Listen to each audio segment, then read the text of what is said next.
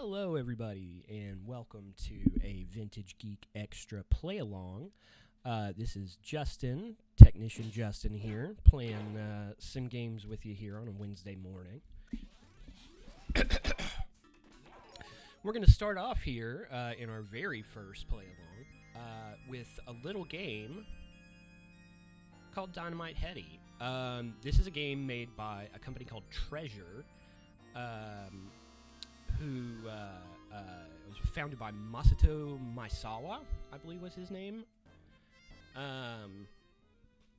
At the time that this game came out, they were still a fairly new company. I believe this was their third game, if I recall correctly. They were huge fans of the Mega Drive or Sega Genesis hardware. And they were actually a team inside of Konami who made some fantastic games there. Probably most notably, they made Contra 3 and Super Castlevania 4 for the Super Nintendo, which are two of my other favorite games. But they left because they wanted to make more serious and more artful games. I guess not maybe more serious in terms of gameplay or story and style, but more serious in terms of gameplay. They wanted to make games that were really challenging, that looked amazing, that had a lot of complexity to the way that the gameplay worked. Their first game, which had come out a year prior to this one, Gunstar Heroes, is a bona fide classic for that platform. One of the most beloved games on the Sega Genesis. Super fun shooter, perfectly balanced difficulty, has this really cool gimmick of there are different types of guns that you can get, and then you can combine two of them, like in Kirby 64, to make cool new weapons, and they really are wild weapons. It's stuff like lasers that home in, like little geometric lasers that home into enemies and attack them. Here we are beating our rival, Trouble Bruin, who I believe his real name is Kuriyama. If I remember correctly, I may not be correct on that. But yeah, he is a bear. You would be forgiven for mistaking him for a cat. He does look very much like a cat. But he is a bear, and we'll fight him several times in lots of bizarre robot puppet suits and pieces and stuff like that. So, the concept of this game is that you are a puppet named Headdy, and you are taking place in a sort of puppet show, I guess, is technically what it is, but you're also vying to be the top puppet and fight an evil puppet that found a hero's badge and I think declared himself king, if I remember correctly. I've lost a lot of the details about the plot from this game, just because the American release doesn't actually have a story. They actually removed a lot of the dialogue outside of these conversations here with your little puppet buddies like Headcase. But yeah, so they start you off kind of introducing you to some of the mechanics of the game. You just saw me doing Headcase's various abilities. He gives you different heads that change the way that Headdy works and attacks. Most of the ones that are there are straight up offensive abilities. But they actually vary quite a bit. There are some that you only see in certain levels. The game does turn into a shooter at one point. Excuse me. all kinds of crazy stuff. Their attitude seemed to be just throw it in, like whatever we think of that seems like it would be cool and fun, just throw it in. Treasure was sort of a boutique sort of video game developer at the time, because they wanted to make games that were very challenging, as I was talking about earlier, and this game definitely gets it. This is an extremely challenging game, especially toward the end. But yeah, they kind of wanted to elevate video games as an art form. They were one of the first companies to have had people who grew up in the first generation of video games and were ready to start making games of their own. Essentially the first people that were actually into the hobby before they started programming the games. You know, if you look at like a lot of early Atari games and stuff like that, those are people who went all the way into adulthood. You know, maybe they played Pong a few times and then just were looking for a job in development, and started making games just because that was a new market. But Maesawa and the rest of the team at Treasure were really concerned with making new types of games, new innovative spins on the type of games that were popular at the time. And they were a little bit limited on some of the stuff that they could do. But they made a big deal out of pushing the limits of the hardware as far as it would go. And to that end, they started out on the Sega Genesis, or Mega Drive, which had a Motorola 68,000 processor in it, which meant that was a very common processor in 16-bit systems. So they essentially started out on that just because it was a very well-documented and very powerful processor, and they knew that they could do some cool stuff with it. If you compare this game, Gunstar Heroes, Alien Soldier, any of those early Sega Genesis games that they made, to other games of the era, they really stand out with how fast everything moves, how much stuff is going on the screen at all times. It's really pretty wild, and they continued that trend with the rest of their games, with stuff like Mischief Makers on the N64, which is one of my favorite cult games ever. Silhouette Mirage on the PS1. And then, of course, their later shooters, which they arguably became more famous for their shooters than anything else. They made Radiant Silvergun, which is a huge cult game. Sin and Punishment, and they also developed Ikaruga, which is it was a very, very, very popular shooter for a while. I think it was the GameCube version that was most famous, but has been re-released a few times since then. Kind of the perfect little in-between of like bullet hell, extreme enthusiast type of shooters, and the older type, which often were a little bit slower, but more comprehensible, I guess you would say. So now you see some of the more utility-based heads that you get here. Of course, we saw the hammerhead and the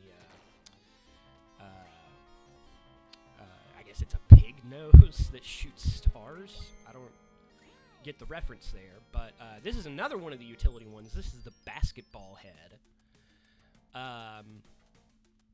So this is the game's mini-game. It's essentially just you playing basketball, and for some reason you have the Statue of Liberty's weird hat thing, crown or whatever it is, and also it's on fire. I guess that's just what basketball was to them at that time, which is something super, super American. But of course was rising in popularity at that time in Japan, and is now arguably as popular outside of the U.S. as it is in the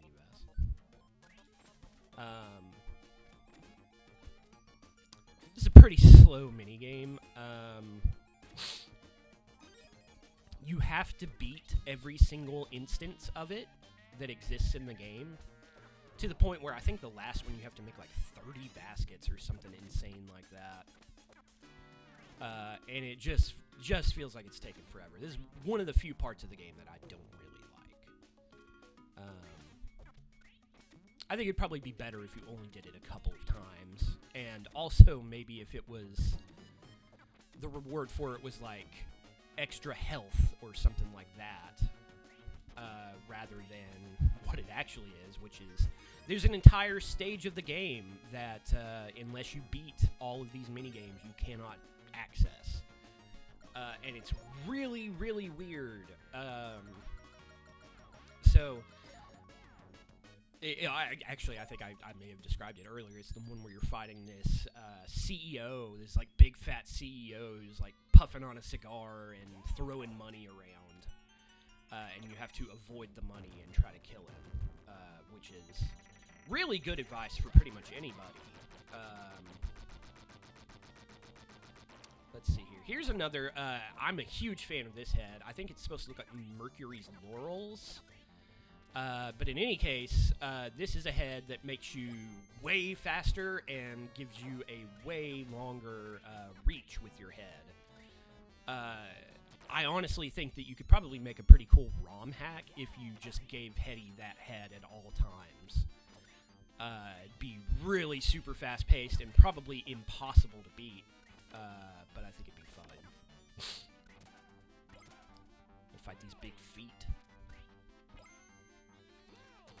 Here's an example of what I was talking about with the secret bonuses in the game. So we fight this robot who's based on I can't think of what they're called. It's a Japanese type of doll that was found. I think maybe don't know exactly what group, what civilization made them, but they're frequently found underground in Japan. Lots of Japanese influence, lots of stuff that I sort of learned from this game. But yeah, so these guys, we break them out of jail, and then we get a secret bonus point for killing them. Not sure exactly why I needed to save them in the first place, but, you know, whatever.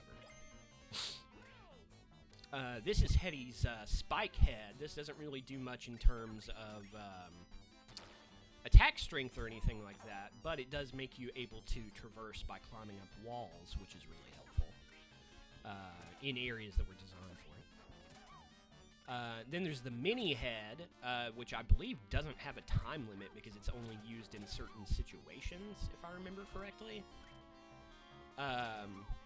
So now I'm just kind of running through this little maze and killing all of these little soldiers. Make it to this big temple. Mad Dog and Headdy. I think that a lot of they named a lot of the levels in the English version after various movies. It's like all these weird movie references that don't really correspond to anything in the game. We'll see, I think, the most memorable example, at least for me, here in just a little bit. Also, inexplicably uses the piece from the Nutcracker Suite. You've got another try. I've got another try. Did not get all the secret bonus points there. I did do a playthrough once where I did get all of them, but I think I was cheating pretty heavily. This was when I was like 11 years old, so I think I was using like a Game Genie and a guide, if I remember correctly. Would have been in the early days of game FAQs. Late 90s, something like that. I would have been 11 in 1999, so that sounds about So this is another thing that's lost going into the game in the English version because it doesn't have any of the dialogue. That puppet is named Heather, and it's implied that she and Headdy have some sort of romantic relationship. But it's never clarified in the English version because there's no dialogue.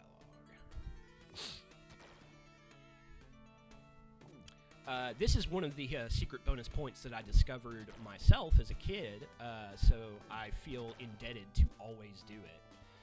These little ball dispensers, after you sit here for a little bit, will eventually spit out a yellow smiley face ball, and if you destroy it, which you can't destroy any of the rest of them, you get a secret bonus point.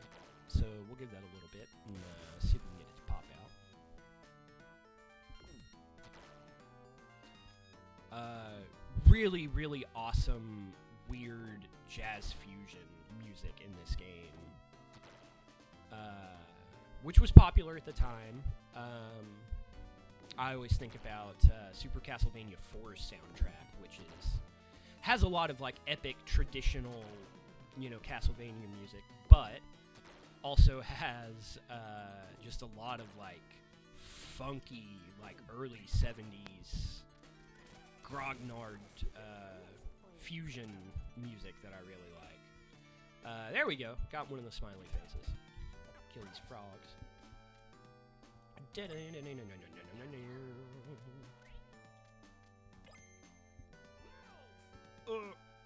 Let's get through here. Really hard to tell. Like, this is an example of the kind of stuff that they were doing at the time that other companies weren't. Like these really crazy platforming sections. It's maybe not obvious if you haven't played the game, but the y-axis comes in and out of this.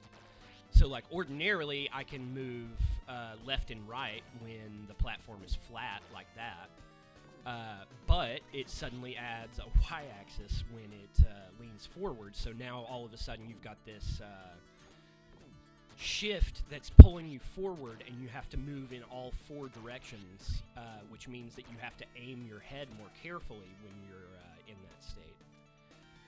You can see trouble brewing there, poking through some of the backgrounds. I believe he is sitting and watching us so that he can pop out and attack us.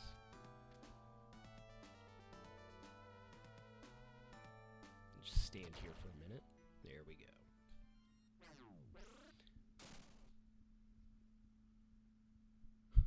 Backstage battle. Now, as you can see, apparently in the first fight, we knocked Trouble Bruin's head off. I suppose is what happened there. I don't even know what I got a secret bonus point for there. I think he drops... Ugh, really hoping he can extend that for a minute there. I think maybe if I remember correctly, he has his little robot sons that he shoots at you. And I think one of them maybe has a... There we go. Yeah, I think one of his little robot sons that pops out has like a giant pink head, like a teddy bear head, instead of a bear head, a regular bear. Well, I was going to say I'm not going to continue with the basketball games now that I've shown them off, but apparently I will be. So let's go ahead and do this one real quick. Real quick, of course, being relative. Also, used to be way, way better at this. When I was a kid, I could plow through these levels. Like, I had just gotten the exact point that I needed to be able to know exactly how many bounces I needed in just about every situation to score a goal. Not that it mattered, because I was bad at the rest of the game, so, there was no chance of me actually seeing the secret level that you get from this. Didn't even know that that's what it was for a long time as a kid. I was like, I don't understand what these numbers are for. It keeps giving me numbers.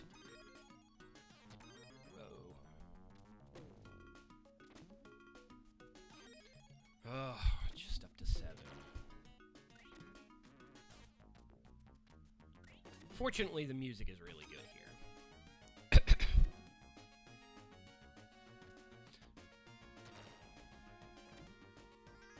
That's probably the best part of this song. That, like, chord change there is so good. Yes, 10. Okay, alright, we're done. Me and basketball, donezo. Remember 4. Everybody at home, do try to remember 4. I'll let you know if I need it. I say jokingly. Let's see here. So what I was originally trying to show off there is the sleep head. You get this, and you are straight up frozen for 5 or 6 seconds, but it refills your health, which is represented by the spotlight up in the top left.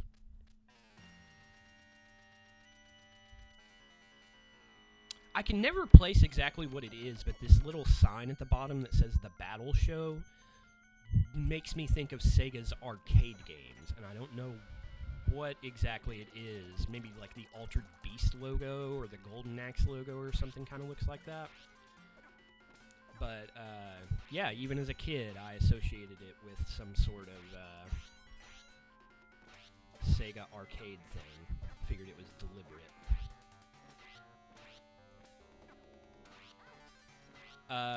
Used to really struggle with this boss as a kid. I know I keep joking about being terrible at this game.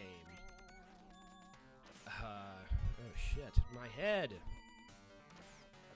No!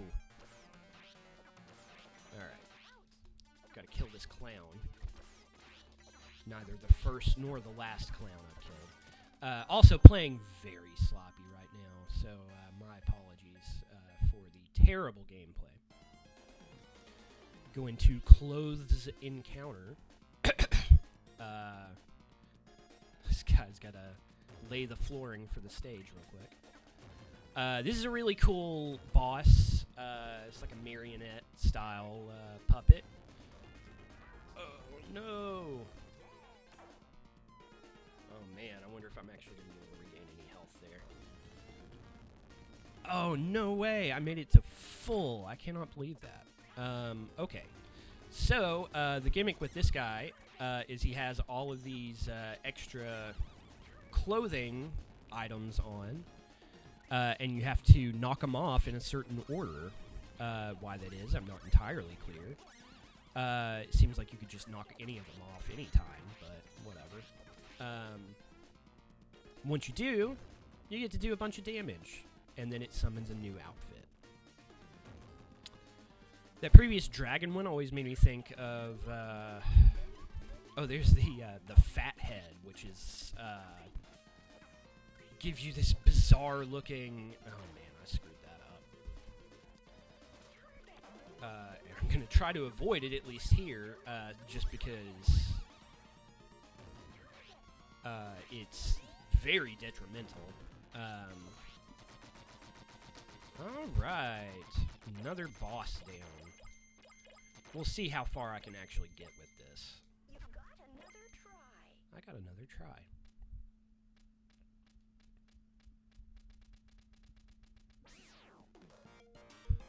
Sometimes there's just like a bizarre amount of time that you have to wait before the game continues, and I've never understood exactly why that is. Broke 100,000. I'm gonna roll that scorekeeper over.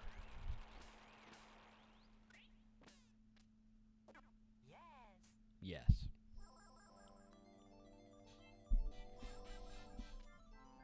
Here comes Heather. She's gonna steal this key with no explanation. Then I'll be in love with her briefly. And then Headdy's that was odd. Let's see. Terminate her too. Obviously a Terminator reference. This was a really neat little concept too. These balloons that you can hit that change up the stage a bunch. And make these spinning wheel guys that look like... They kind of look like a kid's version of Axel from Twisted Metal. Oh man, I screwed up there.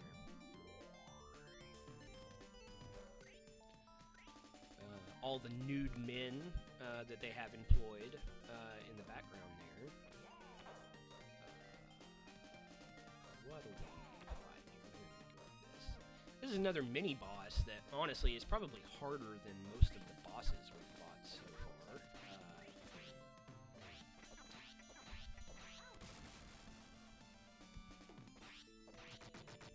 Or not. Maybe maybe I'm completely misremembering that.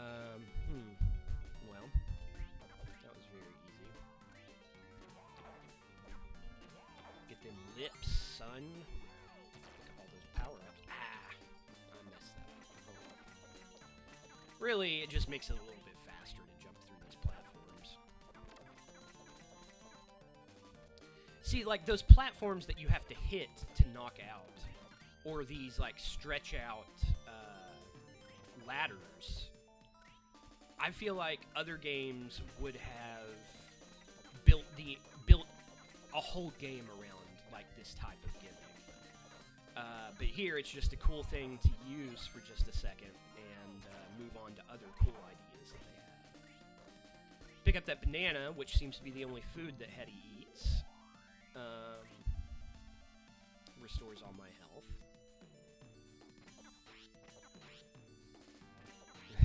As you can see, you impale these things, these happy little guys, on a stick, and then they slowly die, which is horrific.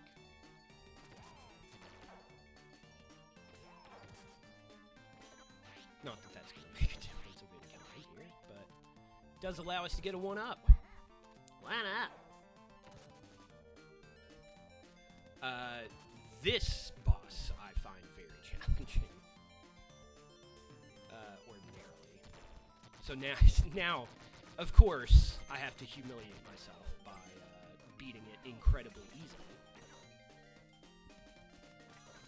I always thought that guy, this thing right here, looks like a character from Mega Man X, and I don't know why, because I think it's supposed to be, I think the big white part that Headdy's eyes are next to are its teeth. Then the little purple dots are its eyes. Got myself stuck there. Great. Danger.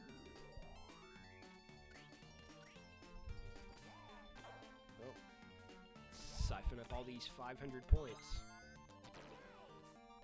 Then we'll switch back to the hammer. The hammer, although it's definitely the most powerful head, also is incredibly useful as a utility head, because as you can see, when you hit stuff, you knock it out way further than you do with, oh hell, that's gonna really cause me some problems here.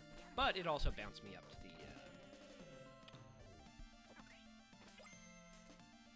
banana there. Oh, banana, as the kids say these days, thanks to Donkey Kong Bonanza.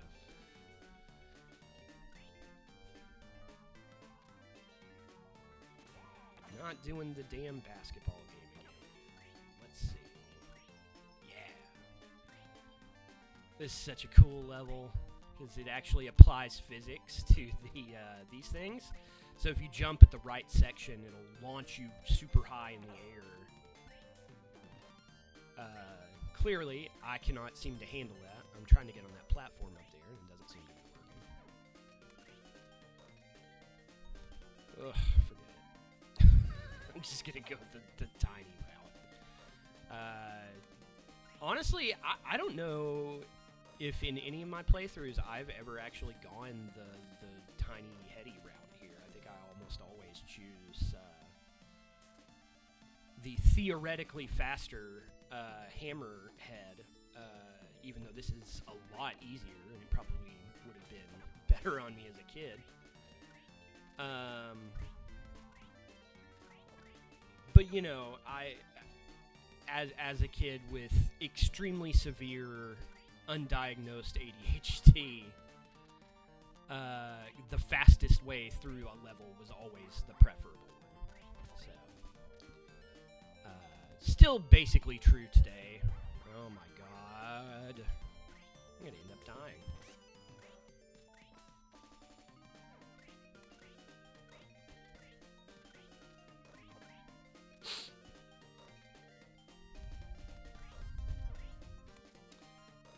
The weird little face that you see. Oh, here we go. Okay. Yeah, the weird little face on stuff like this guy are seen again in later games that Treasure made. I think they just enjoyed making that type of character. They always remind me of the Clancers from Mischief Makers. Which their face is put on everything, so you see a lot of it. How do I keep doing that?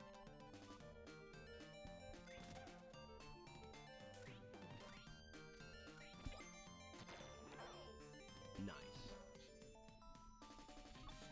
I don't know, we're just gonna call this one Mad Max 2. It's like the same, Mad Max reference, but I don't know. Take a second here. Hero on the stage, as you can see him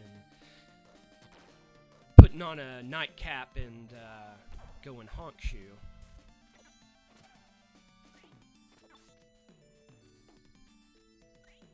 Thought I'd broken the game there for a second.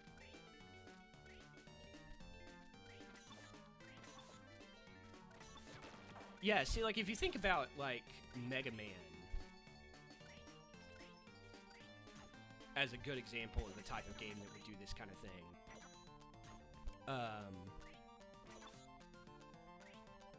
The Mega Man games, they tend to build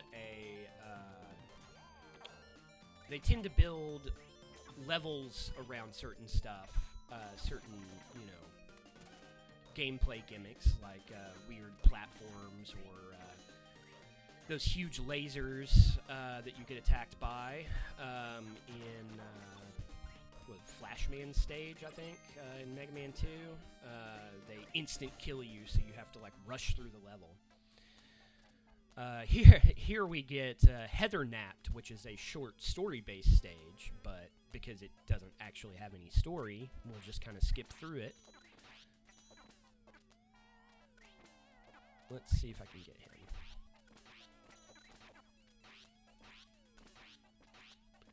I think this guy is supposed to be some sort of backstage, janitor. You've got a secret bonus point. And I just got rewarded for having him killed.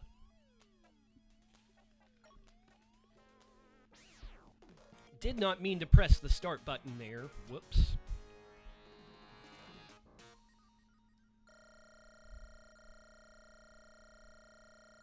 Add up all these points. Sometimes I wonder how much of the time that I've spent playing games on the Sega Genesis have been spent sitting and watching score counters count up. I guess you could even expand that out into other games, because Mario World, I think, does that. Plenty of examples of that. So this is a level called Stair Wars.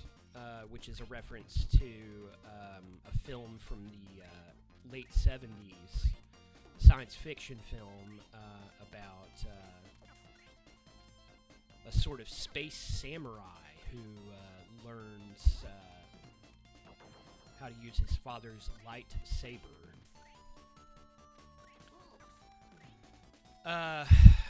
Weird fact about me and about this game.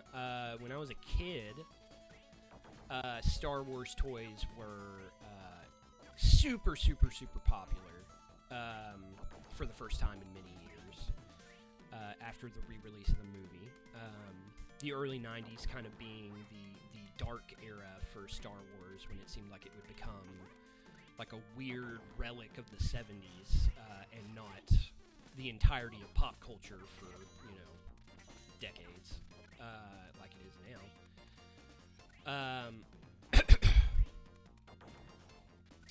But yeah, these Star Wars toys were very, very popular, and they had commercials for them, of course, for the playsets by Kenner, who I think I'm sure got absorbed by either Mattel or Hasbro, or both somehow, like all toy companies in the 90s.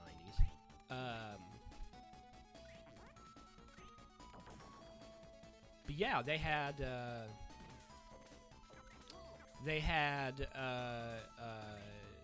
playsets based on Star Wars, and there was a commercial for them that would go, Star Wars action sets!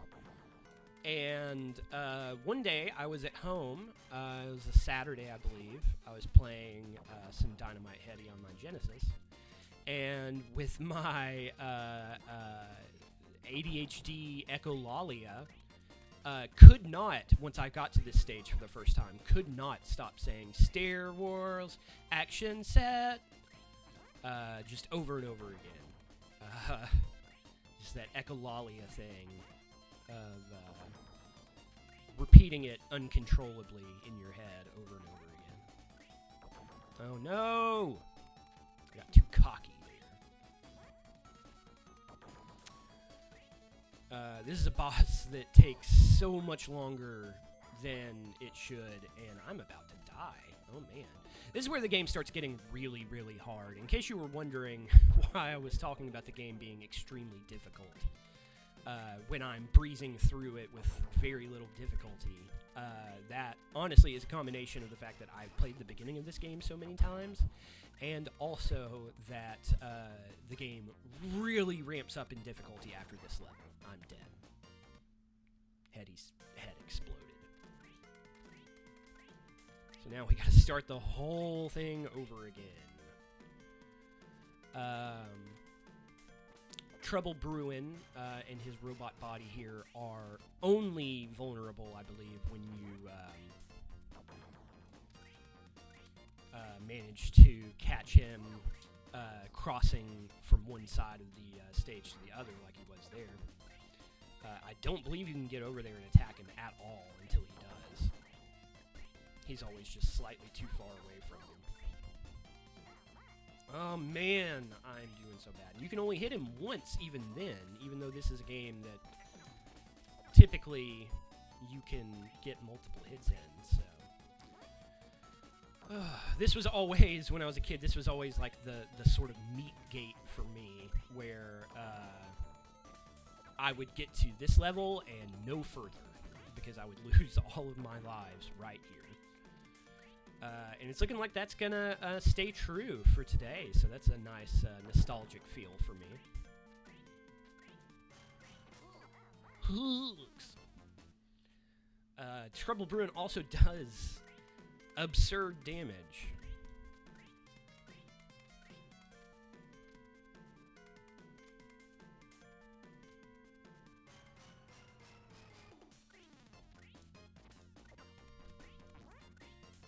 I'm sure that there's some kind of pattern to this that I'm not seeing. Which, speaking of Mega Man, is always what happens there. I always get murdered by the boss because I can never remember. I never seem to pay attention to their patterns, and I end up getting hit a bunch. Hooks! Okay, doing good so far. Don't want to jinx it.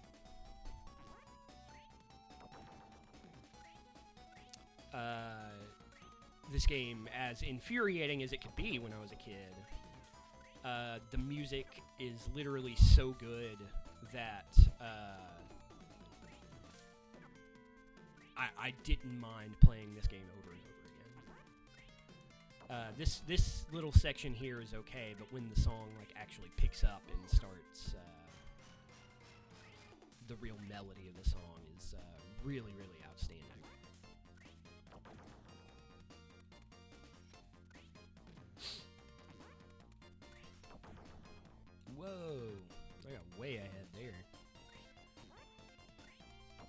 This is the only way I made my way through video games when I was a kid.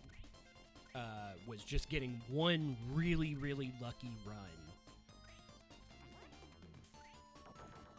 Now that I've said that, I'm sure I'm gonna be killed in very quick succession, but you know, we'll see.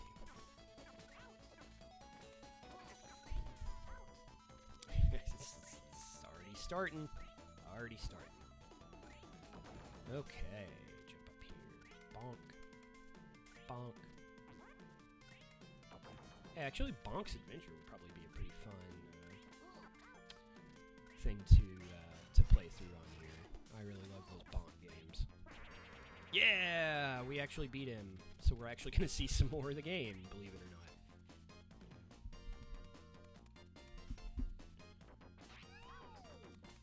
This is another very cool level that is also incredibly difficult. I think I maybe made it to this one time as a kid. And then this level just completely crushed me. That was dumb on my part.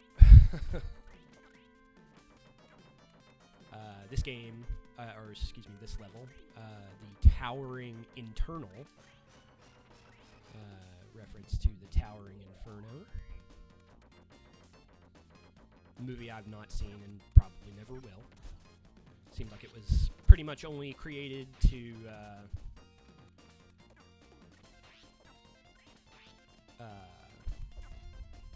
create rides at Universal Studios.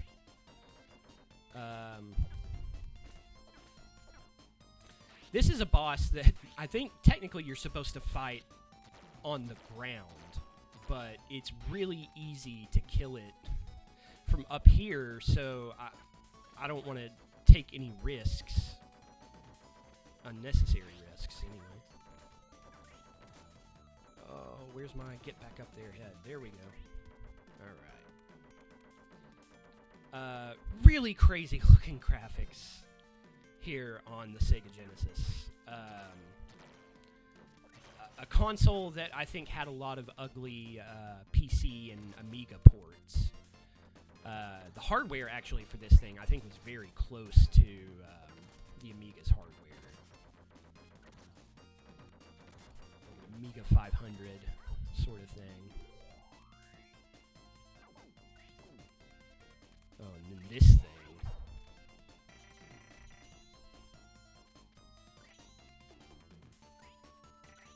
You have to get super lucky with that 0-0 thing to be able to actually hit it.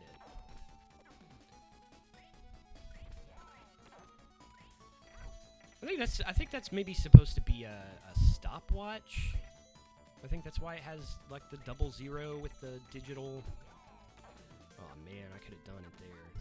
Oh shoot.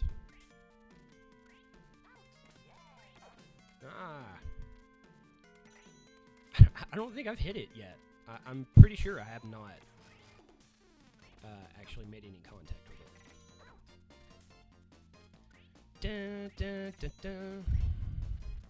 Let's see here. I guess I could just keep doing that. Okay, or not.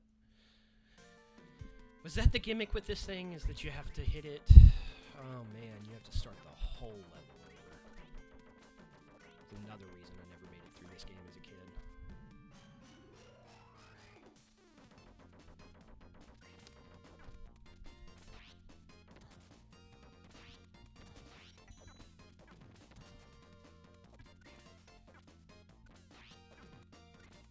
You got a time when you throw your head perfectly and while you're jumping down, and you can actually hit them kind of in the middle of the central pillar, I guess is what that is.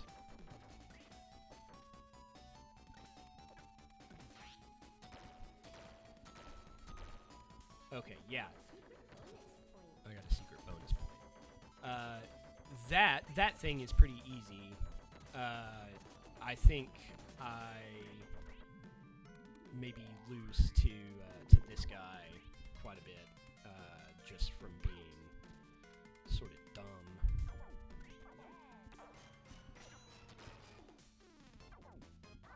No. There we go. Now we're talking. Yeah, baby. Do some serious damage.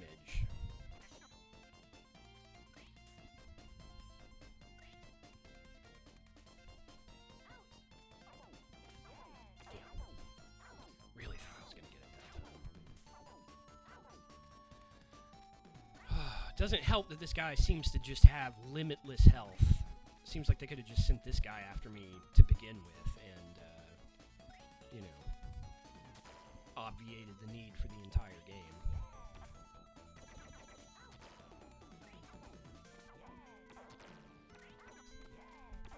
Because I'm clearly not smart enough to stop him here. Yay! We actually beat him. So that means even more Dynamite Headdy that you guys get to see. Let's jump up here. Get that banana. And then I guess, wait. Spinderella. I feel like Spinderella would have been a better name for the marionette boss.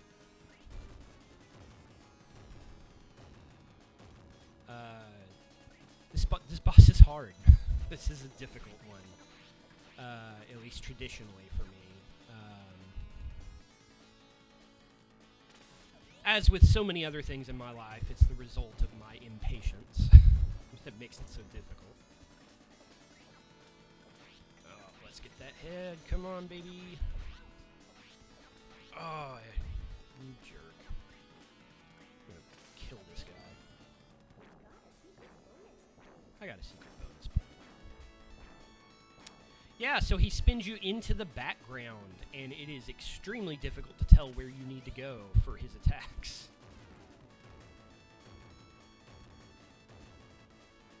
And it becomes even harder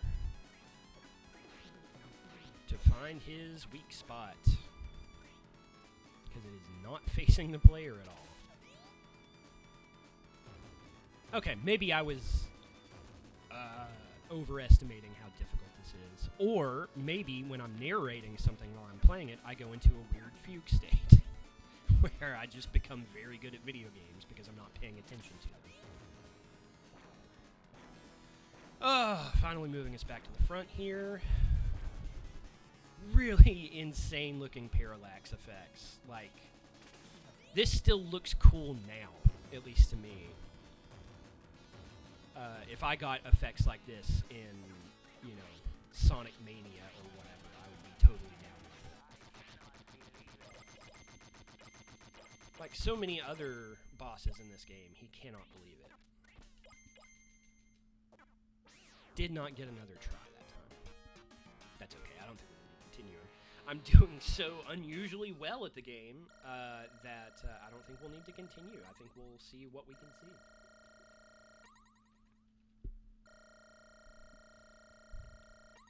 Taking a little sipperooski of the potion here. The potion, of course, being Coca-Cola. And then Heather comes in as I'm hiding behind this pillar. We just have to take the game's word for it that we know what's going on there.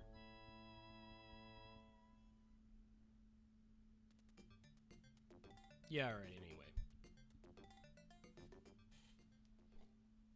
Flying game, based, of course, on the famous Crying Game movie that was very popular at this time. A game that is highly inappropriate to talk about for kids. Also does not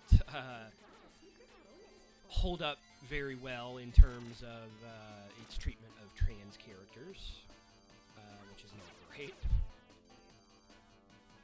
I can never remember which is the good one. I think it's... See, because this one... I mean, spread attacks are always good. Spread attacks are fantastic. But the fact that I can't attack while I'm moving back makes it really, really difficult to do anything. Although I guess for this boss, I guess this is probably a better fit for this boss, since I do have to attack it from the other side.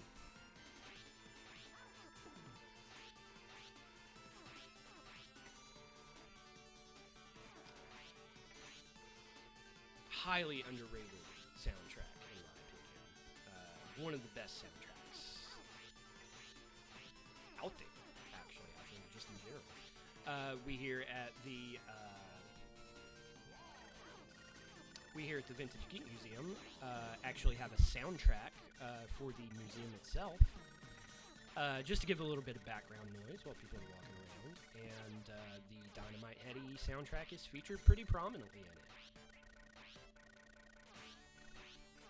Mostly because it's, my collection of old video game music thrown onto an iPod.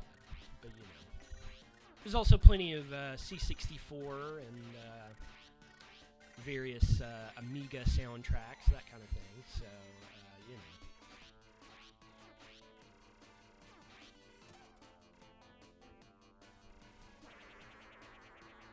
Don't Fly. What that thing said. I think this was my favorite one. The head where your head turns into a bird and your body is grabbing onto the bird as it flies around. Yippee-ki-yay, Dynamite Headdy. No, you know what? This is the scene. This is the level where I die all the time. Even now, as an adult.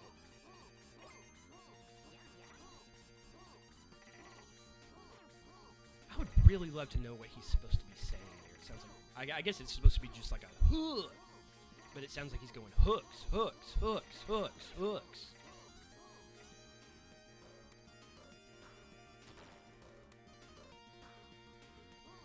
Thankfully, this is an example of a horizontal shooter that does not punish you for touching the ground. Because this would be borderline impossible if that wasn't the case.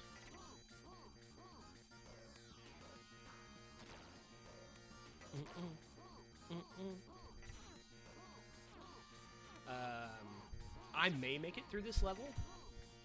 I'm doing okay, I guess, so far. The next boss is, for sure, one of the most difficult bosses I think I've ever fought in a video game. So we'll see how that goes. I predict not well, since I only have a couple of lives left.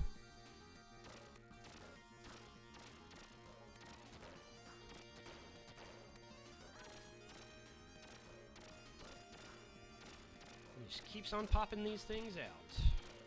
Non-stop.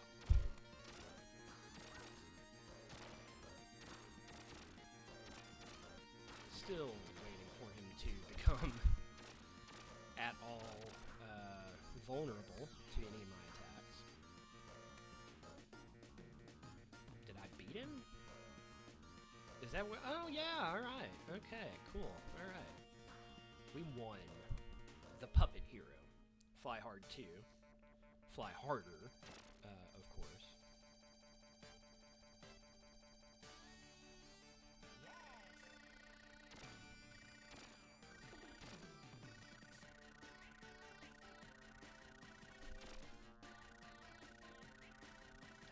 The last level, the secret removed level, was of course Fly Hard with a Vengeance, which is not something that I recommend you do.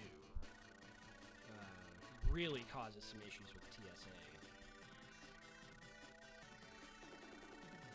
I'm so gonna die here in seconds. It's one of those live like you were dying kind of things, because I am extremely thankful to have been alive for this long with so little health. Ah, there we go, it got me.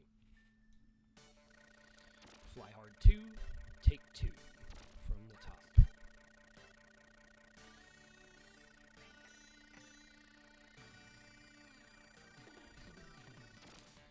This does always make me want to play, like,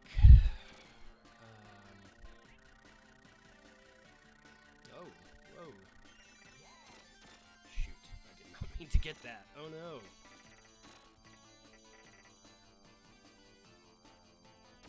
Makes me want to play, like, Lords of Thunder. or something like that. Or some R-Type. I do love R-Type. There's a really good, this is not related to anything that's going on here, but there's a really good Commodore 64 port of the first R-Type game. That is one of the best arcade conversions I've played on the Commodore 64. And that's saying something, because there were a lot of arcade conversions for the Commodore 64. It's really wild, because you can look back at English video game history, and everybody's like, you know, they talk about Commodore games like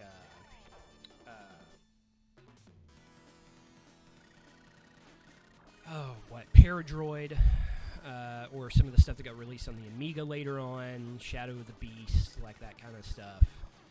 But if you go back and you look at the video game magazines in the UK at that time, almost all of the games that people are talking about and raving about are just arcade ports. Stuff like Commando, I know, was huge, like gigantic game that everybody associates with the Commodore over there.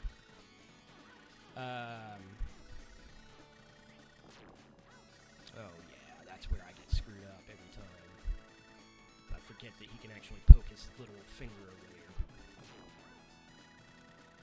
Definitely one of the weirder bosses. We killed his baby for him, and now he's a young man, shooting lightning at us from his finger.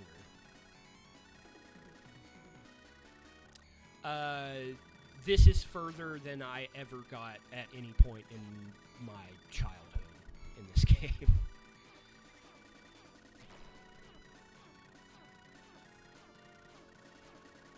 Looks like it says 64 on that background. Is that what that says? 6.4. Oh, because it's level 4 of stage 6, or vice versa, however you want to say that. I'm doing weirdly well at this, so there is a chance we may actually see the next level even. Oh, no there's not. Okay. Well, I agree with everybody that's chanting back there. Headdy is great. Dynamite Headdy, I think one of the best platformers ever made. Certainly one of the best ones for the Sega Genesis, and one that I can highly recommend. So, yeah, if you enjoyed this review, make sure to like and subscribe. Or check out our website at vintagegeek.com, where you can become a Vintage Geek member for only $5 a month and get tons of benefits, extra videos, that kind of thing.